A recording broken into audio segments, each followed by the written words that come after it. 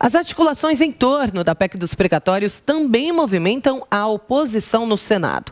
Para alguns ex-integrantes da CPI da Covid, o governo não terá vida fácil na tramitação da proposta. Confira na reportagem de Rodrigo Viga. O governo federal terá dificuldade para aprovar a PEC dos precatórios no Senado, segundo os senadores de oposição que foram ouvidos pela Jovem Pan nesta quinta-feira.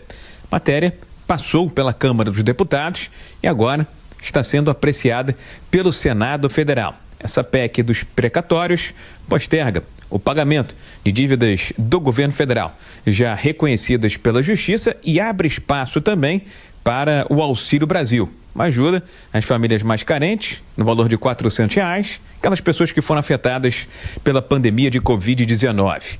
De acordo com o senador Randolfo Rodrigues, o governo não vai passar o rolo compressor no Senado. É preciso respeitar todo o rito da casa. Ainda assim, neste momento, segundo ele, o governo federal não tem votos suficientes para a aprovação da PEC dos precatórios, que inevitavelmente, segundo ele, será alterada, passará por modificações no Senado Federal. Em números de hoje, a PEC sequer tem maioria para ser aprovada. Existem 35 senadores, claro e manifestamente contrários à PEC. A PEC é uma síntese.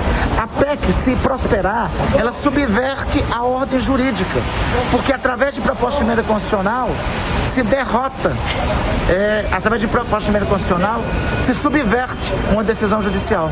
O também senador de oposição Humberto Costa disse à Jovem Pan que deve votar contra a PEC dos precatórios.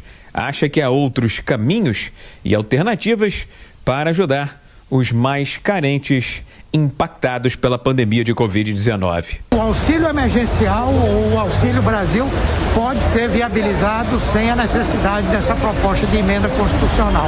Há formas, há meios, inclusive sem romper com a política de busca de equilíbrio fiscal. Os senadores Humberto Costa e Randolfo Rodrigues estiveram nesta quinta-feira aqui no Rio de Janeiro junto com outro senador, Omar Aziz, para entregar o relatório da CPI da Covid à Fiocruz, Ministério Público Estadual e Ministério Público Estadual.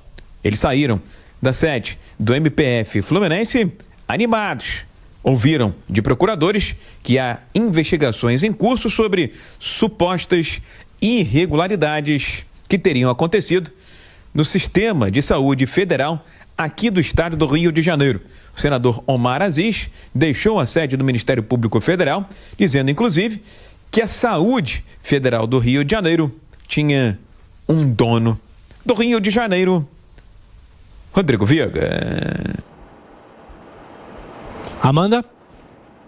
Não é só a oposição que está contra essa PEC dos precatórios no Senado, não. Também há vários deputados da base ou de partidos independentes, PSD, MDB, PSDB, que votou majoritariamente a favor da PEC dos precatórios na Câmara dos Deputados, que se colocam contra a PEC no Senado. Não é propriamente contra a PEC, mas a favor de uma alternativa. Primeiro, da redução do espaço fiscal que deve ser aberto com essa PEC, da ordem de pouco mais de 90 bilhões de reais. Eles defendem algo em torno de 75 bilhões de reais no Senado. Isso já foi concretizado por propostas de PECs alternativas protocoladas tanto pelo senador Zé Aníbal, do PSDB, como pelo senador Oriovisto Guimarães, do Podemos. Então, você tem essas duas propostas de PEC alternativa que, inclusive, devem ser discutidas com o líder do governo no Senado, o senador Fernando Bezerra, na próxima terça-feira. Ele vai se reunir com o Zé Aníbal e com o senador Oriovisto Guimarães e vão discutir, supostamente, provavelmente, mudanças na PEC. Dificilmente o texto da Câmara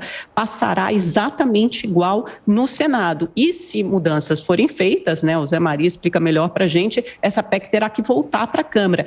Lembrando que a gente está correndo contra o tempo, está correndo contra o relógio. Por quê? Porque esse benefício precisa ser pago a partir do dia 10 de dezembro. Ele precisa ser viabilizado, esse novo auxílio emergencial, novo Auxílio Brasil, melhor dizendo, de R$ 400. E o Ministério da Cidadania precisa de um tempo hábil para fazer toda a parte burocrática e formal e pagar esses benefícios a partir de dezembro. Se isso não for pago a partir de dezembro, pode ser pago em janeiro e de forma retroativa para que essas famílias recebam os R$400, mas o governo não terá vida fácil e será necessária muita negociação. E só uma coisa interessante, ontem eu estava falando com o senador Zé Aníbal, ele falou, Amanda, para você ter uma noção do grau de insatisfação no Senado e do acordo que pode ser feito por mudanças, em apenas 2 horas eu consegui 27 assinaturas para essa PEC alternativa e 27 assinaturas de uma ampla gama de partidos.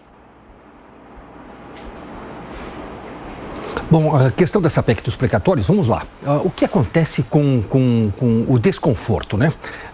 Não é só essa PEC dos precatórios que desequilibra as contas públicas. As contas públicas foram desequilibradas por avanço de uma pandemia que chegou no ano passado no Brasil, avassaladora, matou 600 mil brasileiros. E o Brasil teve que investir pesado para combater o vírus, para tratar as pessoas e para socorrer os mais pobres. Agora, nós temos aí a tal marolinha, o que vem depois dessa pandemia, que é o empobrecimento do país, o empobrecimento ainda mais dos miseráveis. E a PEC dos precatórios garante dinheiro para o ano que vem inteiro para esta população contingente grande de pessoas sem dinheiro. Está desconfortável para o Senado, mas está muito mais desconfortável para aquelas pessoas que não têm voto, não têm vez e não têm voz, nem prato cheio. Os senadores precisam ter um pouco mais de sensibilidade social,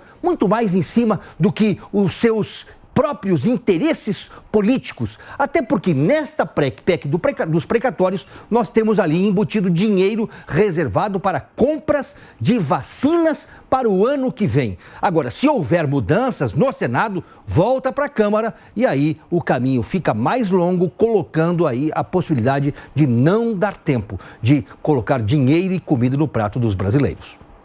Esses 3 senadores aí dominaram a CPI, mas não dominam o Senado Federal. Eles agora são chefes de uma CPI fake. A CPI acabou, eles não são mais integrantes da CPI. E eles estão continuando no processo de destruir o país para atingir o presidente Jair Bolsonaro. Esta é a meta. Sobre a emenda, ela será aprovada no Senado e será modificada. O que se discute aqui é o nível de modificação e o prazo, quando a aprovação vai acontecer. A tendência é essa mesmo, que o senador José Aníbal fala. Haverá mudanças, né, principalmente no cálculo do teto de gastos, mas a emenda será aprovada. É um caminho sem voltas. O presidente Jair Bolsonaro queimou os navios. O Bolsa Família acabou. Se não houver financiamento para o Auxílio Brasil, o país fica sem um programa social num momento muito importante e muito sensível.